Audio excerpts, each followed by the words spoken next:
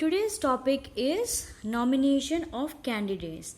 We noted above that in a democratic election, people should have a real choice. So we have already discussed that the normal citizens in an election should have a real choice. That means they can choose their candidate according to their own wish. This happen only when there are almost no restriction on anyone to contest an election. So how this is possible? This is only possible when there is almost no restriction on anyone to contest an election. That means every people should get the equal opportunity to give vote during an election.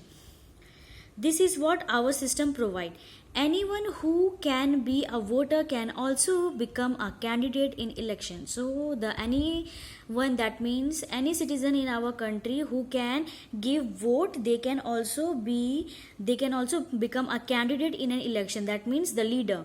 The only difference is that in order to be a candidate, the maximum age is 25 years. So in order to be a candidate, he or she should be of 25 years of age, while it is only 18 years for being a voter, and it is required only 18 years to become a voter.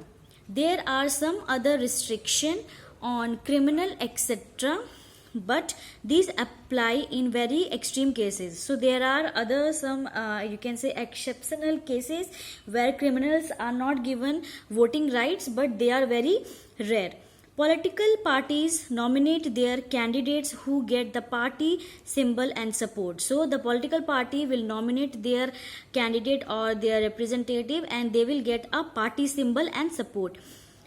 Party nomination is often called party ticket. So the party's nomination is often known as party ticket. Every person who wishes to contest an election has to fill a nomination form and give some money as security deposit. So the every person who wish to contest an election, that means to be the representative of a particular area, he or she have to fill you can say a nomination form, and he or she have to give some money as a security deposit before an election will commence. Recently, a new system of declaration has been introduced on direction from the Supreme Court. So, recently a new system was introduced by Supreme Court. Every candidate has to make a legal declaration giving full details of. So, the every candidate who will contest an election, they have to give the full details, or you can say a legal declaration of his or her full details. And what are the details? Now we will discuss it. First is serious criminal cases pending against the candidate. So whatever the criminal cases is against the candidate, he or she have to write in the legal document. Next, details of the asset and liabilities of the candidate and his or her family. So whatever the assets or the liability, that means the property, the jewelry, the land, the or you can say different types of car, farmhouse and so on, they have to give the every detail of his or her property and his or her family.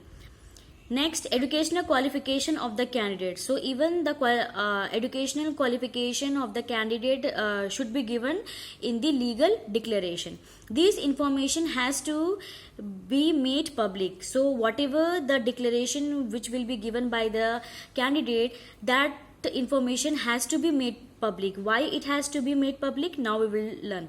This provide an opportunity to the voters to make their decision on the basis of information provided by the candidate. So this is the main reason why the information are being public, because it provides an opportunity to the voters so that they can make their proper decision or a good decision according on the basis of the information which are being provided by the candidates. So whether the voters will choose that candidate or not. So this is all about nomination of candidates.